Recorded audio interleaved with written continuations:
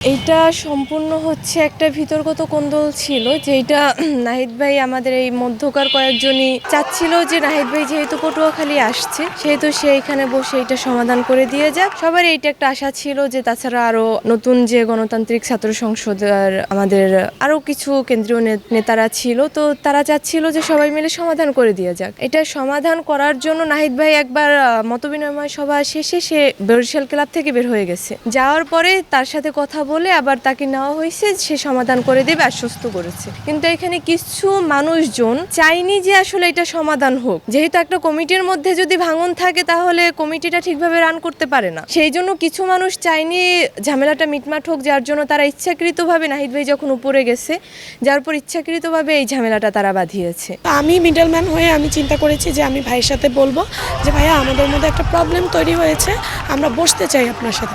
এবং ভাইয়াকে আমি এটা বলার পরে সে সম্মতিও জানিয়েছে যে সে আমাদের সাথে বসবে। কিন্তু এখানে আমাদের যে মহানগরের যে আহ্বায়ক সাহেব আছেন এবং জেলার যে সদস্য সচিব আছেন, এদের মাধ্যমেই তৃতীয় ব্যক্তির মানে এরা তো সরাসরি ছিল না, তৃতীয় ব্যক্তির মাধ্যমে আমাদের মধ্যে একটা প্রবলেম ক্রিয়েট করে, যার কারণে নাহিদ ভাই সেখান থেকে নেমে যেতে বাধ্য হয়।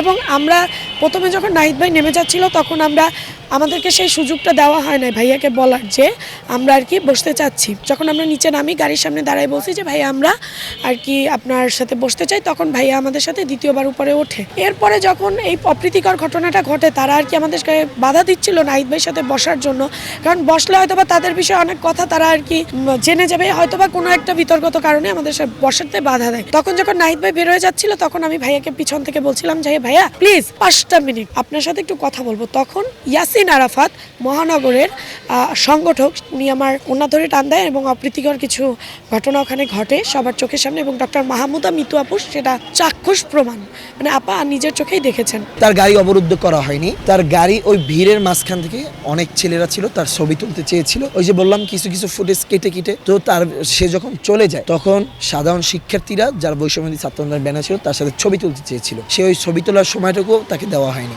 তো এক পর্যায়ে তাকে ওখান থেকে আমরা বলি যে আচ্ছা ঠিক আছে, পরিস্থিতি আমরা নিজেরা করি, সমাধান করি, এবং নিজেরাই তাকে নাহিদ ভাইকে আমরা গাড়িতে উঠিয়ে নিয়ে নিজেরাই ওইখান থেকে আমরা বের হয়েছি।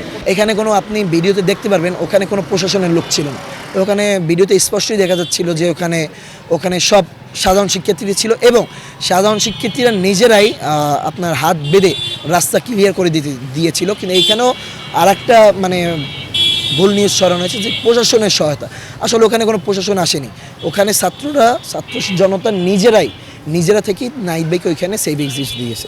এনসিপির যে আহ্বায়ক নাহিদ ইসলাম কালকে বরিশাল আসছে আমাদের সাথে ইফতার মাহফিলে যোগ দেওয়ার। তো সে মেইন উদ্দেশ্য ছিল পটুয়াখালীতে যে ধর্ষিত হয়েছিল ওইখানে এসে গেছিল, এবং তাদের সাথে কথা বলার পর আমাদের এখানে এসে সে ইফতারি করতে আসছিল। কিন্তু এখানে তৃতীয় পক্ষ আসা কিছু ঝামেলার সৃষ্টি করে, যে কারণে এখানে এক পর্যায়ে হাতাহাতি হয়, এবং এখানে দুইটা গ্রুপের সৃষ্টি হয় বৈষম্যবিরোধী ছাত্র আন্দোলনে। যে দুই গ্রুপের ভিতরে আর কি একটু খারাপভাবে হয়, এবং এনসিপিও এখানে এসে জড়িত হয়। তো সবকিছু মিলিয়ে কালকে এই কারণে হাতাহাতিটা হয়, এবং তার পরবর্তীতে আমরা আমাদের কিছু দাবি ছিল, যে দাবিটা নাহিদ ভাইয়ের কাছে তুলে ধরতে চাইছিলাম, এবং কিছু কথা ছিল তার সাথে যেটা আমরা কখনোই বলার সুযোগ পাইনি। বিগত 7 মাসে তারা আমাদের সাথে কখনো এসে দেখা করে না, তো এইটা আমরা কালকে বলতে চাইছিলাম তাদের সাথে সাধারণ কিছু কথা বলার জন্য। তো এই সময় আমরা আমাদের যে আরো ছোট ভাইরা আছে বা সবাই মিলে ভুয়া স্লোগানটা তোলে আসলে বৈষম্যবিরোধী ছাত্র আন্দোলন বরিশাল মহানগরের আহ্বায়ক এবং জেলার সদস্য সচিবের উপরে।